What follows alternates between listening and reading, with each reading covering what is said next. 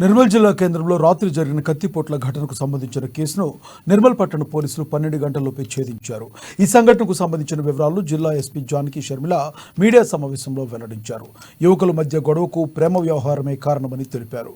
మృతి చెందిన జీషాన్ ఒక అమ్మాయిని 4 ఏళ్లుగా ప్రేమించాడని, మనస్పర్ధలు రావడంతో విడిపోయారని పేర్కొన్నారు. అదే అమ్మాయిని మళ్లీ సుమేర్ సైతం లవ్ చేయడంతో ఇదే విషయమై కొంతకాలంగా యువకుల మధ్య ఘర్షణ చోటు చేసుకుంది. ఈ నేపథ్యంలోనే మాట్లాడుకుందామని చెప్పి జిషాన్పై సుమేర్ కత్తితో దాడి చేసి హతమార్చాడు.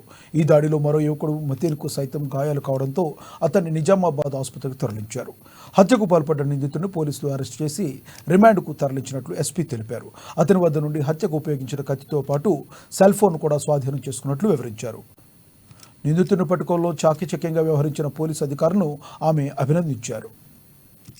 సో పిలిచి సడన్గా ఆర్గ్యుమెంట్ అయినప్పుడు ఆ ప్రొవొకేషన్లో ముందుగానే ప్లాన్ చేసుకున్నాడు. ఈ కత్తి తీసుకొచ్చి అతన్ని గట్టిగా పడవడం జరిగింది.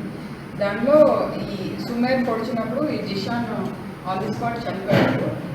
ఇంకొక మాజిద్ అనే ఆయనకి కత్తిపోట్లు వచ్చాయి. దానికి ఆయన్ని హాస్పిటల్కి తరలించడం జరిగింది. Is out of danger now.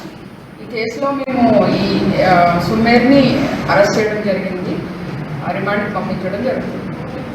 తర్వాత డిఎస్పీ గారిని నేను అభినందిస్తూ ఉన్నాను. వాళ్ళ టీం కూడా వితిన్ 2-3 అవర్స్ ఈ కేసును ఛేదించడం జరిగింది. So appreciate all the efforts of police team. దీంతో సంబంధం లేదు. ఎవరైనా సరే నిర్మల్లో ఎక్కడైనా శాంతి భద్రతలు భంగం కలిగిస్తే చాలా స్ట్రాంగ్గా డీల్ చేయడం జరుగుతుంది. ఎవరిని స్పేర్ చేసేది లేదు. ఎంత పెద్దోళ్ళు అయినా సరే అరెస్ట్ చేయడం జరుగుతుంది. ఇమీడియట్గా కేసులు పెట్టడం జరుగుతుంది. యువత ఇట్లాంటి భ్రమల్లో పడి ఇలాంటి వాటిలో పార్టిసిపేట్ చేసి లైఫ్ పాడు చేసుకోవద్దని నేను స్పెషల్గా కోరుకుంటున్నా. అలాగే రకరకాల రూమర్స్ కూడా స్ప్రెడ్ చేస్తూ ఉన్నారు.